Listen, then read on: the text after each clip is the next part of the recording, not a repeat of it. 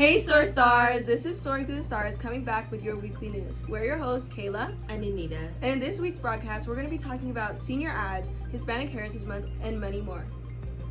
So remember that the yearbook is still $55 and this is the last week. Next week it will be going up on October 1st.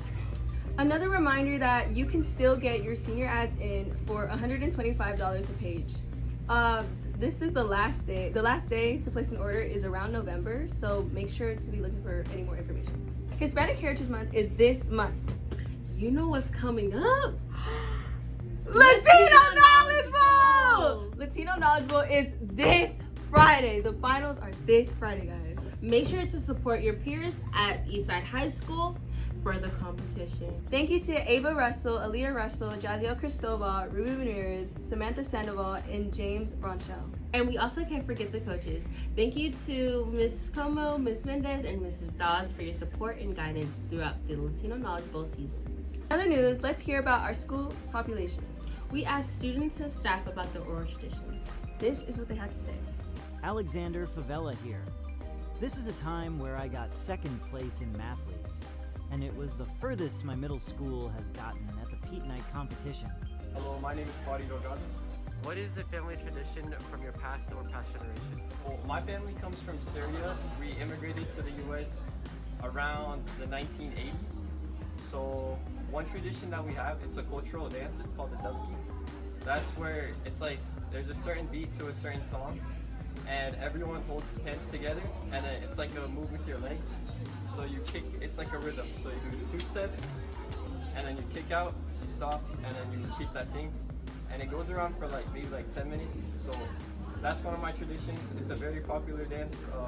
Some of my friends know about it. So yeah. Hello, who am I here with? Hi, this is Brianna Beltran, a former SOAR student. All right, can you tell me about a family tradition or a story from your past that you feel like reflects your culture? Yeah, so a really important aspect of my culture, I'd say, is Mexican gastronomy. And the reason why it's so important to me is because growing up, I would always be in my grandma's kitchen watching her cook. And as I grew older, I decided that I'd want to learn how to cook from her and continue making our Mexican dishes. And one of my favorite things to cook is my grandma's enchiladas. And they're really special to me because one, enchiladas are my favorite Mexican dish, but also because it's something that I always remember her making in the kitchen. And so I would ask my grandma to teach me how to cook her dishes, and one of the first was her red enchiladas. And what really stood out to me was that when I was watching her, I realized that these aren't like any other enchiladas. They are enchiladas duranguenses, meaning that they're from Durango, Mexico, where my grandma is from. And so I find that to be really special because, one, they're unlike many of the enchiladas in Mexico, and two, they're from her home state.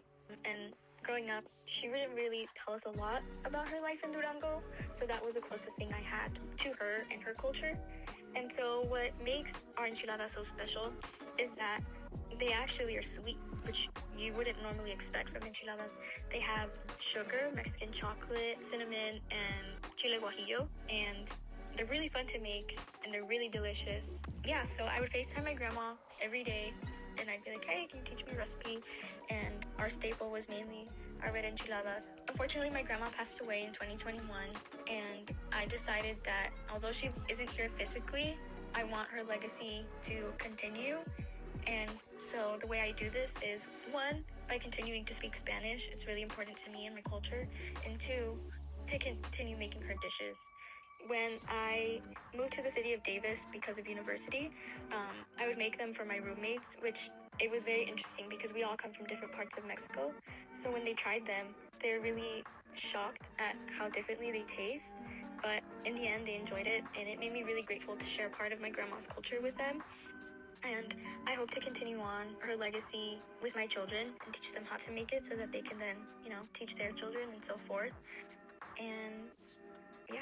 To stay up to date with the current news, be sure to follow our TikTok, Instagram, and Facebook, all Soaring Through the Stars. This concludes our weekly news. We're your hosts, Anita and Kayla. Remember, SOAR Stars, to dream high and soar higher.